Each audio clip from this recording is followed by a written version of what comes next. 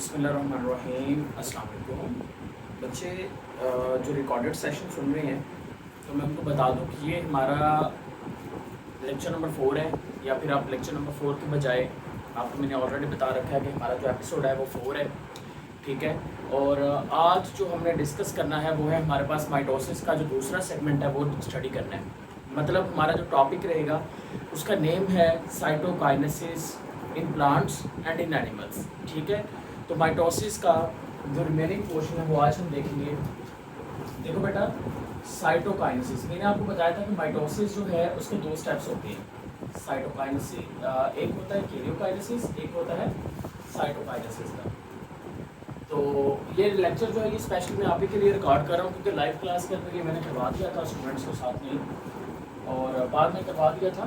तो बेटा इधर देखिएगा, माइटोसिस के ना 2 स्टेप्स हैं। पहले स्टेप का नाम है माइटोसिस के 2 स्टेप्स हैं। पहला स्टेप होता है कैरियोकाइनेसिस और दूसरा स्टेप होता है साइटोकाइनेसिस। जो कैरियोकाइनेसिस होता है उसके भी आगे 4 स्टेप्स होते हैं, प्रोफेज, मेटाफेज, एनाफेज और टेलोफेज।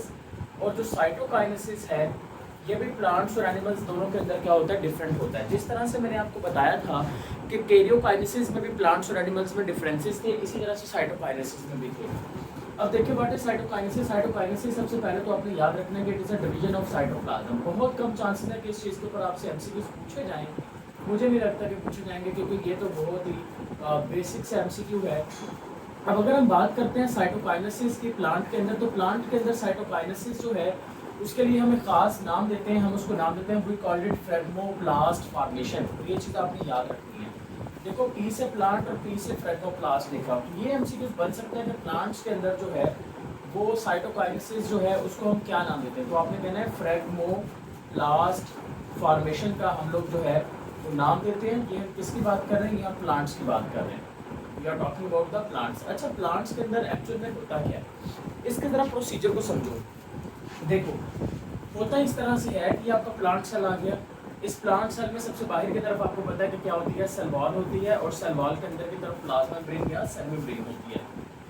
बेटा जो बच्चे लाइव देख रहे हैं और जो पहली बार इस एपिसोड के ऊपर पहुंचे हैं तो मैं उनको बताना चाहूँगा कि आप लोग हमारा जो व्हाट्सएप में चैनल है उसको ज्वाइन कर लो, क्योंकि जब हम स्कॉलरशिप टेस्ट वगैरह लेंगे या फ्री जो है वो स्टूडेंट्स को अपनी क्लासेस के अंदर जो लाइव सेशंस होते हैं उनके अंदर आने की इजाज़त देंगे, तो वो आज सारी अपडेट्स आपको वहीं पर मिलेंगी। इसके लिए आपको इस नंबर के ऊपर कॉन्टैक्ट कर लेना लाइव क्लास के लिए 0302 776296 जो नीचे व्हाट्सएप का चैनल है उसमें हम नोट्स वगैरह शेयर करते हैं। और अगर किसी भी बच्चे का बहन भाई जो है वो कॉम्पिटिटिव एग्जाम की प्रिपरेशन करना चाहता है, गवर्नमेंट जॉब के लिए प्रेप करना चाहता है, तो उसके सारे नोट्स जो हैं वो हमारे पास प्रिपेयर्ड है। You just have to contact us just like MDCAT, just like one paper BPSC UPSC, you can also contact us. अब इधर देखिए बेटा, अब यहाँ पर अगर हम बात करें तो मैंने आपको सीधी सीधी बात बताई। मैंने आपको ये कहा कि ये आपके पास आ गया प्लांट का सेल। तो प्लांट में पता क्या होता है, प्लांट में जैसे ही साइटोकाइनेसिस स्टार्ट होती है ना, साइटोकाइनेसिस के स्टार्ट होते ही यहाँ पर ना एक ऑर्गेनेली होती है। इस ऑर्गेनेली का नाम होता है, ये देखिए the name of that organelle. इस तरह की ऑर्गेनेली आपने देख भी रखी होगी, प्रीवियस जो है आपका सीजन उसके अंदर मैंने पढ़ाई थी। तो इसको हम नाम देते हैं we called it Golgi apparatus. हम इसको गोल्जी ऑपरेटस का नाम देते हैं। तो जो गोल्जी ऑपरेटस है ना, गोल्जी ऑपरेटस से बेटा गोल्जी वेसिकल्स निकलती हैं। यहाँ से ना गोल्जी वेसिकल्स निकलेंगी। अब ये जो गोल्जी वेसिकल्स होती हैं ये सेल के सेंटर में आके पहले इस तरह से जमा होना शुरू हो जाती हैं, और जब ये सेल के सेंटर के अंदर जमा हो जाती हैं फिर ये सेल के सेंटर से बाहर के किनारों की तरफ जो है वो मूव करना शुरू कर देती हैं।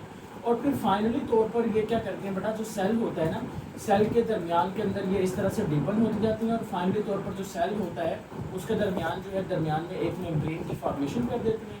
तो जिसकी वजह से हम कहते हैं कि जो एक सेल होता है वो कितने सेल के अंदर डिवाइड हो जाता है, वो 2 डॉटर सेल में डिवाइड हो जाता है। जब ये 2 डॉटर सेल में डिवाइड हो जाता है इसी को हम नाम देते हैं फ्रेगमोप्लास्ट फॉर्मेशन का। तो एमसीक्यूज बन सकता है कि फ्रेगमोप्लास्ट फॉर्मेशन में कौन सी ऑर्गेनेली इन्वॉल्व होती है। तो आपने कहना है कि ऑर्गेनेली जो है उसका नाम क्या होता है, उसका नाम होता है गोल्जी ऑपरेटस। तो गोल्जी ऑपरेटस इन्वॉल्व होती है, ठीक है। और फिर ऐसा भी एमसीक्यूज पूछा जा सकता है कि जो आपके पास फ्रेगमोप्लास्ट फॉर्मेशन होती है वो इनसाइड टू आउटसाइड है। तो देखो सबसे पहले मैंने सेंटर में बनाई थी, इसका मतलब फ्रेगमोप्लास्ट फॉर्मेशन का जो मैकेनिज्म होगा बेटा वो इनसाइड टू आउटसाइड होगा, अंदर से बाहर की तरफ होगा, बल्कि बाहर से अंदर की तरफ नहीं होगा। ये भी चीज़ आपने याद रखनी है, ये भी एमसीक्यूज बन सकता है। फिर इसी तरह से बन सकता है कि जब आपके पास फ्लेगमोप्लास्ट फॉर्मेशन हो जाएगी या प्लांट के अंदर साइटोकाइनेसिस हो जाएगी, तो क्या जो आगे वाले दोनों प्लांट सेल बनेंगे क्या वो अलग हो जाएंगे एक दूसरे से? तो बेटा आपका आंसर है नहीं। वो जो प्लांट के दोनों सेल्स होंगे ना वो इंटैक्ट स्टेट में रहेंगे। इंटैक्ट स्टेट का मतलब ये होता है कि वो आपस में अटैच रहेंगे। लेकिन जब हम एनिमल के अंदर स्टडी करेंगे तो एनिमल्स के अंदर ऐसा नहीं होता, एनिमल्स के अंदर ये अलग हो जाते हैं। क्लियर होगी बात? तो ये चीज़ आपने याद रखनी है कि ये देखो प्लांट सेल जो हैं वो एक से दो बन गए हैं, लेकिन वो दोनों प्लांट सेल जो हैं वो आपस में अभी भी अटैच है। मतलब ये भी कह सकते हैं कि वो इंटैक्ट स्टेट के अंदर है या फिर टिश्यू स्टेट के अंदर, सिंपली आप कह सकते हो लॉजिकली कि वो टिश्यू स्टेट के अंदर जो है वो मौजूद है। तो इस तरह से ये भी आप कह सकते हो। क्लियर हो गया बच्चा? अब इसी तरह से जैसे आपको ये समझ आ रहा है लेक्चर, इसी तरह की जो लेक्चर्स हैं वो आपको बाकी तमाम सब्जेक्ट्स के ऊपर मिलेंगे। हमारी लाइव क्लासेस चलती हैं जिसमें पूरी एक टीम काम कर रही है, ठीक है।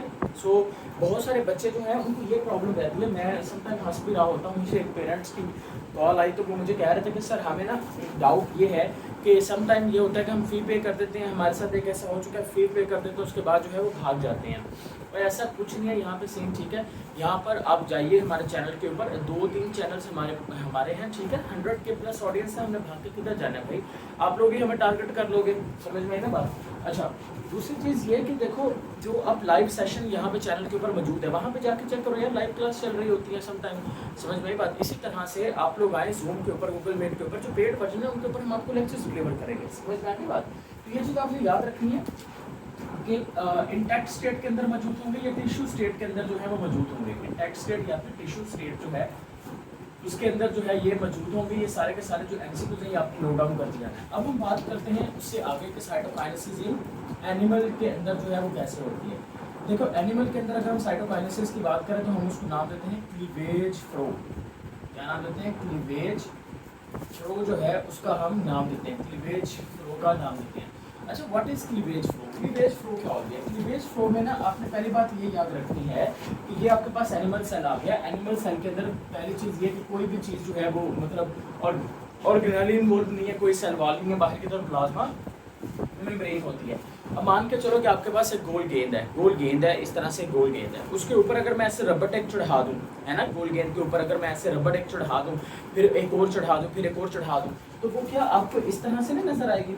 ये गोल घूमती घूमती कुछ इस तरह से, है ना, कुछ ये इस तरह से, लाइक ना ये आपको इस तरह से नजर आएगी। क्योंकि मेरे पास 3D नहीं है, मैं भी देखता हूँ यार, हाँ ये बिल्कुल सही बना हुआ है। क्योंकि आपको पता है कि 3D के अंदर जो है वो अगर गोल बड़ा सा बलून ले लो, उसके ऊपर ऐसे रबर टेक चढ़ा दें, तो एक्चुअल में होता क्या है, अब रबर आपने चढ़ा दी बलून के ऊपर, अगर मैं उस रबर को खींच लूँ, उसको मैं ब्रेक करता जाऊँ, तो ये एक्चुअल में जो सेल होगा, अगर मैं इस रबर को टाइट करता जाऊँ तो ये जो सेल होगा ये अंदर की तरफ इस तरह से ना दबना शुरू हो जाएगा, राइट।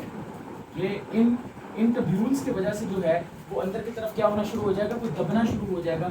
और ये इन टब्यूल्स के कॉन्स्ट्रिक्ट होने की वजह से जो है ये सब देखने को मिलेगा। अब ये कौन सी चीज़ है जिसकी वजह से ये सब कुछ हो रहा है? इनको नाम देते हैं माइक्रो फिलामेंट्स का, ठीक है। माइक्रो फिलामेंट्स जो होते हैं ना, हम इनको माइक्रो फिलामेंट्स का नाम देते हैं। तो ये जो माइक्रो फिलामेंट्स होते हैं ना, यही एक्चुअल में आपने याद रखना है कि ये माइटोसिस में इन्वॉल्व होते हैं। माइक्रो टब्यूल्स आपको याद है, टब्यूलन प्रोटीन, और वहाँ पे जो स्पिंडल फाइबर बनाए थे हमने प्रीवियस एपिसोड के अंदर, वो स्पिंडल फाइबर टब्यूलन प्रोटीन के बने होते हैं। जो माइक्रो फिलामेंट्स होते हैं वो आपने याद रखना है कि वो यहाँ पर इन्वॉल्व होते हैं। तो ये भी चीज़ आपने याद रखनी है कि जो माइक्रो फिलामेंट्स होते हैं वो यहाँ पर इन्वॉल्व होते हैं। यहाँ पर ये सेल ऑर्गेनेली नहीं है माइक्रो फिलामेंट, ये सेल स्ट्रक्चर के अंदर इंक्लूड होते हैं। ये सेल स्ट्रक्चर्स हैं क्योंकि ये साइटोस्केलेटन का पार्ट होते हैं। और ये जो ऊपर मैंने गॉल्गी एपैरेटस बताया ये सेल ऑर्गेनेली होती है। क्लियर होगी बात? अब फाइनली तौर पर क्या होगा, ये मजीद दबती चली जाएगी और एटलीस्ट क्या होगा ये एक दो सेल के अंदर डिवाइड हो जाएगी। देखो जितने भी टीचर्स वगैरह जो मुझे देख रहे हैं, फॉलो कर रहे हैं, मैं उनको बता दूं कि जब आप लेक्चर डिलीवर करोगे या कहीं पे डिमॉन्स्ट्रेशन लेक्चर के लिए जाओगे तो कभी भी हाथ के साथ आपने रेज नहीं करना। ये मतलब रूल्स के अगेंस्ट होता है। यहाँ पे तो आपको पता है कि मैं सिर्फ आप लोगों को टीच करवा रहा हूँ, तो इसलिए आपने ये चीज़ याद रखनी है। अच्छा, यहाँ पे देखो अब दो आपके पास जो है वो एनिमल सेल बन गए। इसके अंदर भी साइटोप्लाज्म अलग से आ गया, इसके अंदर भी साइटोप्लाज्म अलग से आ गया। दोनों जो है वो आपस में अटैच्ड नहीं होंगे, इंटैक्ट स्टेट में नहीं होंगे। अब यहाँ पर मुझे बताओ कि ये इनसाइड टू आउटसाइड, ये देखो ये तो अंदर से बाहर थी, लेकिन ये बाहर से अंदर की तरफ जा रही है। तो ये भी आपने याद रखना है कि ये आउटसाइड जो है, आउटसाइड टू इनसाइड जो है उसकी तरफ जो है वो हम मूव करके जाते हैं। अब आपको याद आया जो मैंने आपको सेल वॉल पढ़ाई थी, तो सेल वॉल में हमने बात की थी सबसे बाहर की तरफ जो वॉल होती है उसको हम कहते हैं प्राइमरी वॉल। उसके अंदर की तरफ जो वॉल होती है उसको कहते हैं सेकेंडरी वॉल। और इसी तरह से इसकी भी आ गई प्राइमरी वॉल, इसकी आ गई ये सेकेंडरी वॉल। अब ये देखो, अगर हम बात करें तो ये जो दो प्राइमरी वॉल्स हैं, इन दो प्राइमरी वॉल्स के दरमियान में ये रेड के अंदर जो मैंने लगाई है, जिसकी वजह से मैंने दोनों को अटैच किया था, इसको हम नाम देते हैं, we called it middle lamina. हम इसको क्या नाम देते हैं? हम इसको नाम देते हैं मिडल लैमिना का नाम देते हैं। तो एमसीक्यूज बन सकता है कि जो मिडल लैमिना होता है, मिडल लैमिना को बनाने में कौन सी ऑर्गेनाइज इन्वॉल्व होती है? तो आपने याद रखना है जो गोल्जी ऑपरेटस होती है वो एक्चुअली में मिडल लैमिना जो है उसकी फॉर्मेशन के अंदर क्या होती है, वो इन्वॉल्व होती है। तो ये भी आपके एमसीक्यूज है जो प्रीवियस टॉपिक के साथ कनेक्ट कर रहा था। अब किसी बच्चे का कोई क्वेश्चन होगा वो आप लोगों ने कमेंट सेक्शन की फॉर्म के अंदर पूछ लेना है। ये वो पॉइंट्स जो मैंने हाईलाइट किए हैं, इसको आप खुद से अपनी फॉर्म के अंदर लिख सकते हैं। इसके ऊपर कोई भी कंसेप्चुअल एमसीक्यूज कोई भी पूछ ले, आप अब सोल्व करने की अहलियत रखते हैं। Thank you so much again, once again. बेटा आपने लेक्चर जो है वो लाजमी तौर पर लाइक करना है, शेयर करना है, चैनल को सब्सक्राइब कर लो, ठीक है? अगर नहीं करोगे तो मैं बोलूँगा GDH। ओके, अल्लाह हाफिज़।